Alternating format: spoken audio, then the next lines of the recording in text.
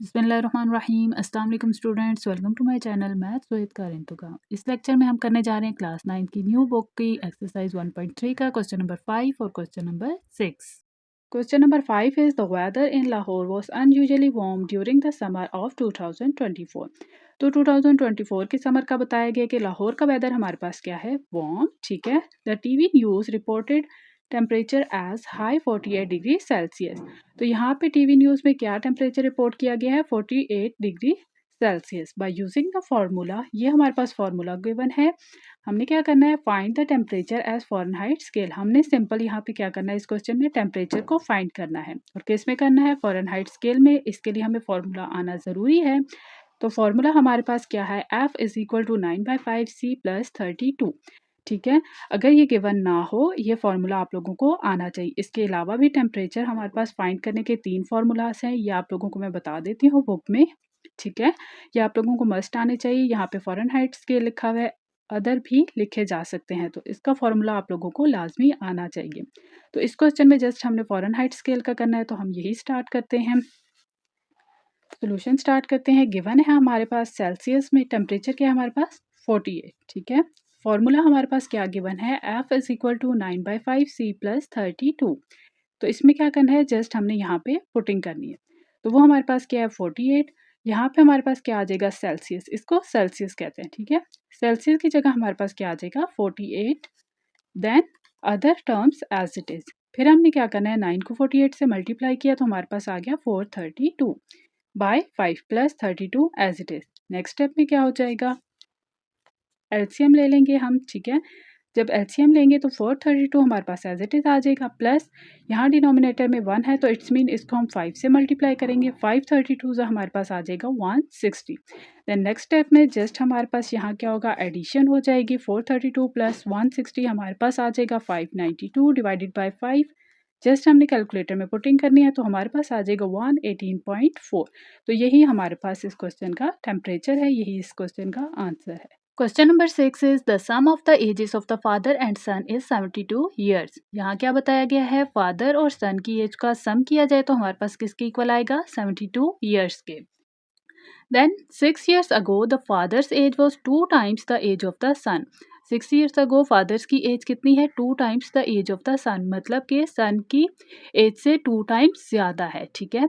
What was son's age 6 years ago, हमने find क्या करना है, सन की एज जो 6 years ago थी। ठीक है। सोल्यूशन स्टार्ट करते हैं। अब यहाँ पर देखा जाए, ना हमें फादर की एज का पता है, ना हमें सन की एज का पता है। तो जब हमें कुछ नहीं पता होता तो उसको हम क्या कर लेते हैं, लेट कर लेते हैं। तो हमने क्या किया, age of son X, age of father Y. Clear. Then son's age 6 years ago हमने क्या करना है, फाइंड आउट करना है। देन नेक्स्ट स्टेप में हमने क्या किया, sum of the ages of the father and son is equal to 72 years. ठीक है। तो सम ऑफ द एजेस हमारे पास क्या हो जाएगा, अब हमने सन की एज क्या ली, एक्स, और फादर की एज क्या ली, वाई। तो इन दोनों का सम हमारे पास किसके इक्वल आ गया, 72 के। तो यहाँ पे 6 years अगो इनकी एज क्या हो जाएगी, जो हमने सन की एज ली है उसमें से हमने 6 को माइनस कर देना है। इसी तरह जो फादर की एज ली है उसमें से हमने 6 को माइनस कर देना है। तो हमारे पास 6 years अगो में एज क्या आ जाएगी, सन की x माइनस 6 और फादर की y माइनस 6। तो ये इसको हमने इक्वेशन 1 कह दिया, इसको 2 कह दिया और इसको 3 कह दिया। ओके। देन हमने क्या किया, अब हमारे पास क्या गिवन था कि father's age was 2 times the age of the son. ठीक है। फादर की जो एज थी वो 2 टाइम्स ज़्यादा थी सन की एज से। तो वही हमने लिख दिया, फादर की एज हमारे पास है y माइनस 6 और किससे ज़्यादा थी, सन से 2 टाइम्स ज़्यादा थी। तो सन की एज क्या थी, x माइनस 6, इससे हमने मल्टीप्लाई कर दिया 2। क्लियर। देन हमने सिंपली यहाँ पे मल्टीप्लिकेशन करनी है तो हमारे पास आ जाएगा y minus 6 is equal to 2 into X, 2x minus 2 into 6, 12। Then next step में हमारे पास आ जाएगा ये माइनस 6, यहाँ जाके हो जाएगा प्लस 6। तो हमारे पास आ जाएगी y की वैल्यू 2x माइनस 6। अब हमने क्या करना है, ये y की वैल्यू पुट करनी है इक्वेशन नंबर 1 में, ताकि हमारे पास x की वैल्यू आ सके। तो नेक्स्ट स्टेप में हमने यही करना है, put y is equal to 2x minus 6 in equation 1। तो इक्वेशन 1 हमारे पास क्या है, x plus Y is equal to 72। तो y की वैल्यू हमारे पास क्या है, 2x माइनस 6, वो हमने y की जगह पुट कर दी। देन आ गया 72। देन x प्लस 2x हमारे पास आ गया 3x is equal to 72 minus 6 है, यहाँ पे आके प्लस 6 हो गया। देन 72 प्लस 6 हमारे पास क्या आ गया, 78। यहाँ पे हमारे पास 3x है, ये यहाँ मल्टीप्लाई हो रहा है, यहाँ जाके डिवाइड हो जाएगा। तो इसकी जब कटिंग करेंगे तो हमारे पास आ जाएगा 26। तो यहाँ आ गई हमारे पास x की वैल्यू। बट हमने क्या फाइंड करना है, सन की एज फाइंड करनी है, जो कि हमारे पास है 6 ईयर्स अगो में। ठीक है, यही क्वेश्चन में हमारे पास था कि हमने फाइंड करना है what was son's age 6 years ago.